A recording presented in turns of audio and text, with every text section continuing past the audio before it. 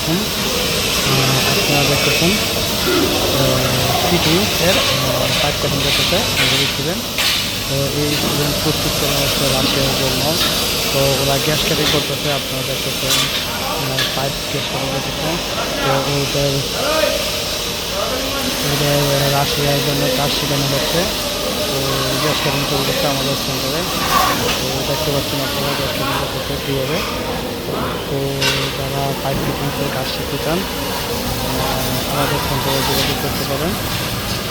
আমাদের সাথে সবাই থাকার অনুরোধ রইল। আমাদের পেজ ওয়েল্ডিং স্কুল।